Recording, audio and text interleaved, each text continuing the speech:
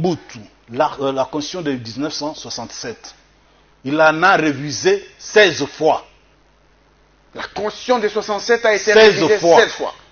Sa propre constitution. J'envoie tous les chercheurs aller faire des recherches. 16 fois. Lorsqu'il prend, nous arrivons en 1994, il y a une constitution qui est révisée encore en 1915. Ok. N'est-ce pas? Mais on n'est pas dans la dictature à ce moment-là, maître Kabengele Ilunga. Nous sommes pendant la dictature. Je continue. Mzee Laurent Désiré Kabila vient, il prend un décret loi constitutionnel. Lui-même le révise au moins 3 fois. Il le révise 3 fois. 3 fois. C'est le décret loi numéro 3 du 27 mai 1997. Arrivé... Pour un décret de 97 jusqu'à 2001. Jusqu'en 2001, déjà 4 révisions. Il s'agit de décret loi constitutionnel numéro 74 du 25 mai 1998. Portant révision des dispositions du chapitre 2 du décret loi numéro 003, ainsi de suite. Deuxième modification. Décret loi constitutionnel numéro 180 du 10 janvier 1999. Et enfin, il y a le décret loi constitutionnel numéro 096/2000 modifiant et complétant le décret loi, ainsi de suite.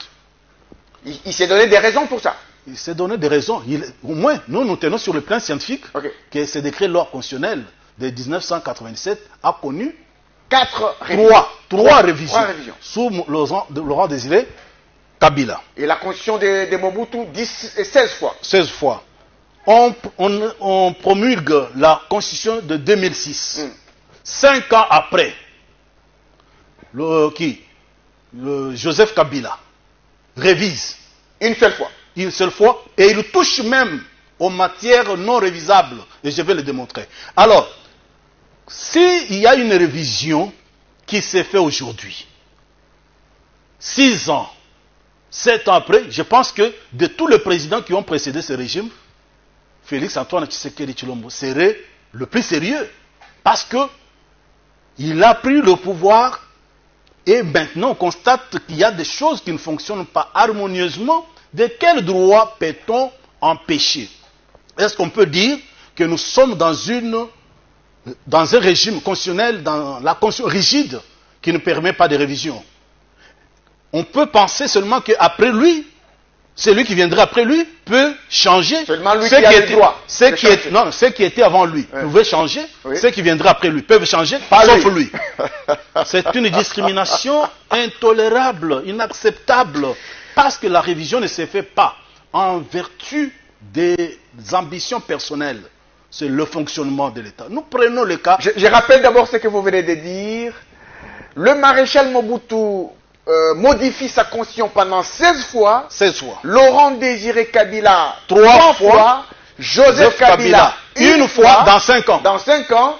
Et Félix Tshisekedi pendant 5 ans, 0 fois. Pendant 6 ans maintenant. Pendant 6 ans maintenant, 0 fois. Ah, il est le plus sérieux. Le plus sérieux de tous les présidents.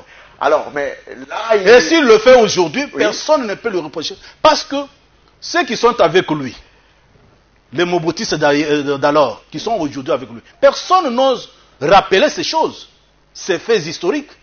Ceux qui étaient avec le régime passé, qui sont maintenant dans l'opposition, personne ne se rappelle que cela fut ainsi. C'est pourquoi nous, scientifiques, nous avons à rappeler certaines évidences.